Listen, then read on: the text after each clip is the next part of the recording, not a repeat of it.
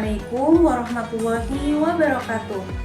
Hai teman-teman kelas 8, apa kabar hari ini? Semoga selalu dalam lindungan Allah dan semangat terus untuk belajar.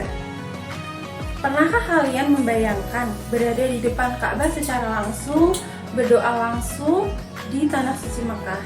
Coba deh teman-teman bayangin bagaimana rasanya berdiri di tengah-tengah lautan seluruh manusia di dunia. Semua berpakaian putih, semuanya memuji nama Allah. Atau pernahkah teman-teman melihat di TV jutaan umat Islam berjalan mengelilingi Ka'bah? Kenapa sih mereka rela menempuh ribuan kilometer hanya untuk ke Mekah? Siap untuk belajar hal yang luar biasa? Hari ini kita akan mempelajari salah satu ibadah terbesar dalam Islam dan juga merupakan rukun Islam yang terakhir, yaitu ibadah haji. Apa sih sebenarnya tujuan ibadah haji itu? Dan kenapa haji disebut sebagai puncaknya ibadah dari seorang muslim? Nah, di video kali ini kita akan mengenal lebih tentang apa itu haji, hukum melaksanakan haji, syarat-syarat haji, rukun dan wajibnya, hingga bagaimana tata cara pelaksanaan haji. Tujuan dan manfaat pembelajaran hari ini yaitu agar teman-teman mengetahui tentang pengertian ibadah haji, lalu bagaimana hukum ibadah haji, apa saja rukun ibadah haji, syarat sah ibadah haji, wajib ibadah haji, macam-macam ibadah haji, dan bagaimana niatnya, dan bagaimana rangkaian pelaksanaan ibadah haji. Yuk kita mulai pembelajaran kita tentang ibadah haji.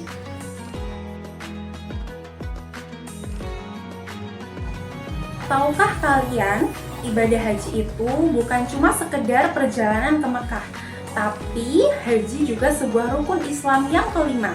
Artinya, ibadah ini adalah bagian penting dari fondasi keislaman seseorang. Setiap tahun, jutaan umat Islam dari seluruh dunia berkumpul di suatu tempat, yaitu Tanah Suci Mekah, mengenakan pakaian seragam tanpa membedakan kaya atau miskin, pejabat atau rakyat biasa. Semuanya datang dengan tujuan memenuhi panggilan Allah Subhanahu wa Ta'ala. Haji berasal dari kata al-hajju, yang artinya menyengaja. Haji juga merupakan berkunjung ke suatu tempat yang mulia. Ibadah haji dilakukan oleh umat Islam dengan cara berkunjung ke Baitullah atau Ka'bah untuk melaksanakan serangkaian amalan ibadah tertentu pada waktu yang telah ditentukan, yaitu bulan Zulhijjah dan tempat yang telah ditentukan sebagai bentuk ketaatan kita terhadap Allah Subhanahu wa Ta'ala. Nah, amalan-amalan tersebut mencakup wukuf di Arafah, tawaf, sa'i, melempar jumroh, dan yang lainnya. Nah, haji ini hukumnya fardhu ain bagi seorang muslim yang mampu secara fisik, mental, dan finansial. Hal ini didasarkan pada Quran Surah Al-Imran ayat 97 yang artinya di dalamnya terdapat tenda-tenda yang jelas, di antaranya makam Ibrahim. Siapa yang memasukinya Baitullah, maka amalan dia di antara kewajiban manusia terhadap Allah adalah melaksanakan ibadah haji ke Baitullah. Orang yang mampu mengadakan perjalanan ke sana, siapa yang mengingkari kewajiban haji, maka sesungguhnya Allah Maha Kaya, tidak memerlukan sesuatu pun dari seluruh alam. Quran Surah Al-Imran ayat 97.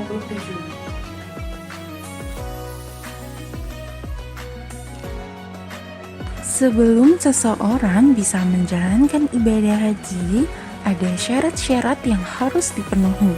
Nah, syarat haji itu ada 5, yaitu yang pertama, Islam. Jelas dong, non-muslim nggak wajib untuk haji. Yang kedua yaitu balik, artinya sudah cukup umur dan bukan anak-anak. Yang ketiga yaitu berakal sehat, bisa membedakan mana yang baik dan mana yang buruk. Yang selanjutnya yaitu merdeka. Zaman dahulu ini penting karena dulu banyak sekali perbudakan. Yang terakhir yaitu istiha'ah atau mampu.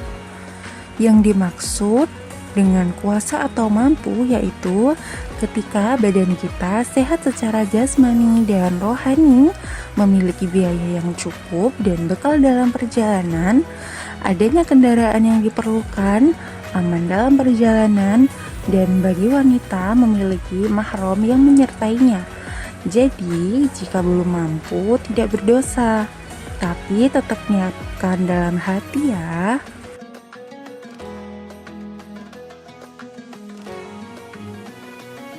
Nah, sekarang kita masuk ke rukun haji.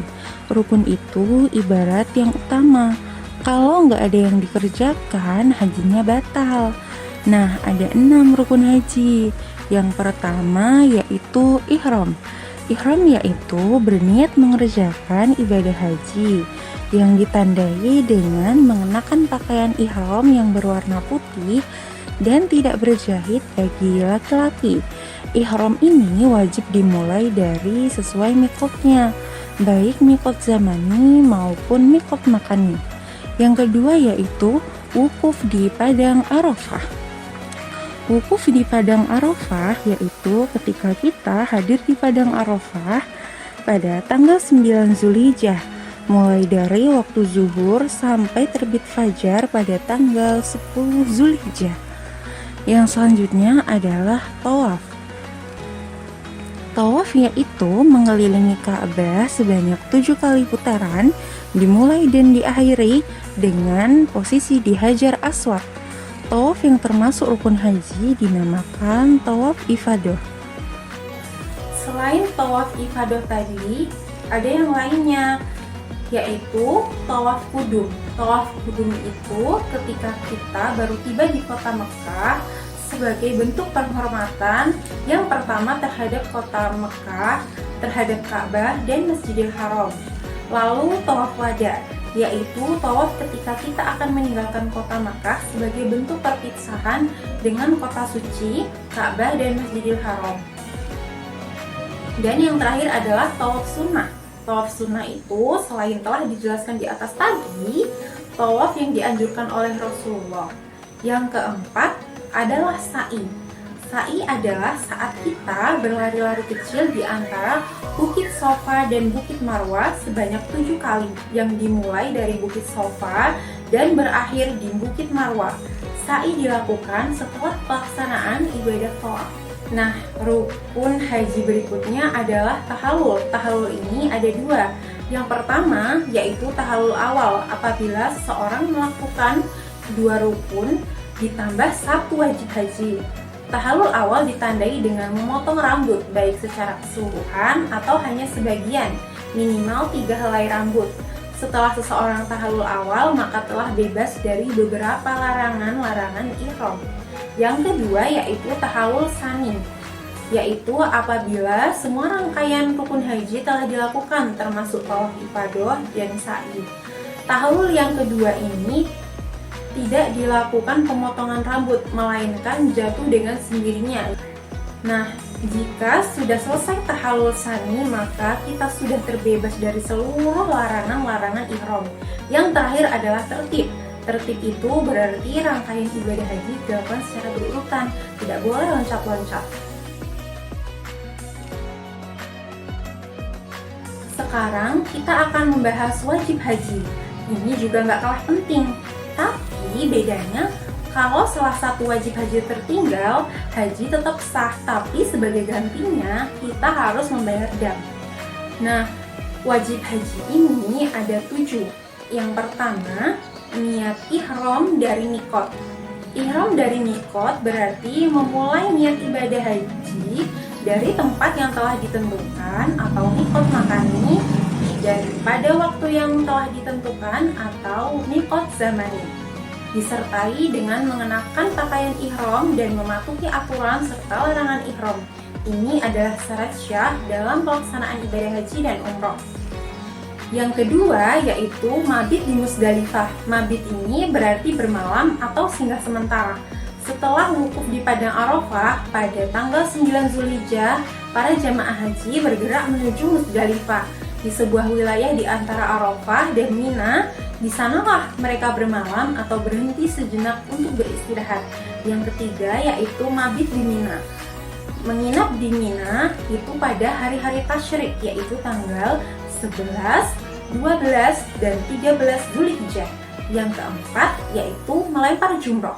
Melempar batu ketiga tiang jumroh, yaitu jumroh ula, jumroh wusta, dan jumroh akobah. Jumroh ula berarti kecil, jumroh wusta berarti tengah, dan jumroh akobah yang berarti besar.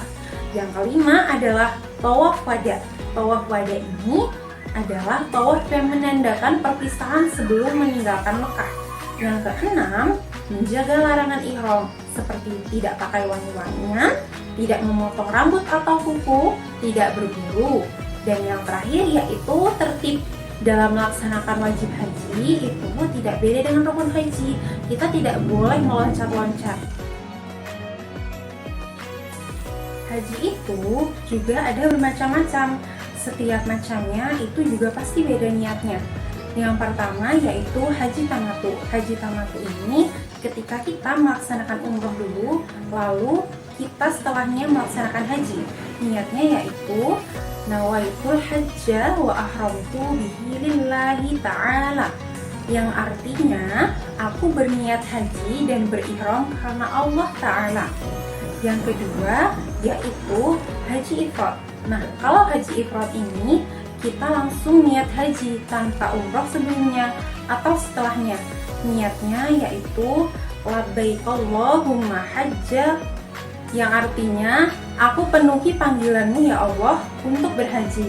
Yang terakhir yaitu haji kiron, yaitu menggabungkan antara umroh dan haji sekaligus dalam satu niat, yaitu nawaitul hajja wa ahramtu bihi lillahi ta'ala. Biasanya setelah niat, jamaah haji juga membaca kalimat talbiyah. Nah, kalimat talbiyah itu bunyinya seperti ini.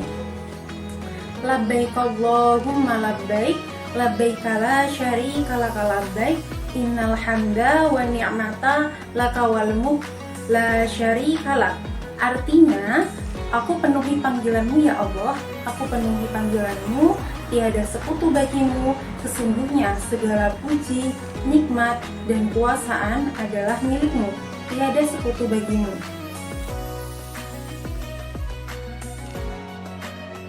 Nah, sekarang kita akan mempelajari tata cara pelaksanaan ibadah haji. Bagaimana tata caranya? Yang pertama yaitu ihram. Yang kedua yaitu wukuf di Padang Arafah, yaitu kita berkumpul di Padang Arafah beberapa saat yang dinilai dari tergelincirnya matahari pada tanggal 9 Zulhijjah hingga menjelang fajar pada tanggal 10 Zulhijjah. Yang ketiga yaitu mabit di Musdalifah, lalu dilanjutkan dengan melempar jumroh, lalu dilanjutkan dengan tahallul awal, kemudian dilanjutkan dengan tawaf ifadah, kemudian dilanjutkan dengan sa'i, lalu tahallul sani, kemudian mabit di Mina. Yang terakhir yaitu tawaf wada, yaitu sebagai bentuk perpisahan yang menandakan kita telah selesai dalam rangkaian pelaksanaan ibadah haji. Nah, itu tadi pembelajaran kita hari ini tentang ibadah haji. Gimana teman-teman? Mulai kebayang nggak seperti apa ibadah haji itu? Ternyata ibadah haji itu bukan sekedar kita pergi ke Mekah, tapi penuh dengan makna, perjuangan, dan pengorbanan. Jangan khawatir kalau sekarang kita belum bisa berangkat melaksanakan ibadah haji, tapi kita bisa mempersiapkan diri dari sekarang lewat ilmu, niat, dan amal. Sampai di sini saja video pembelajaran kali ini. Sampai jumpa di video pembelajaran kita selanjutnya. Wassalamualaikum warahmatullahi wabarakatuh.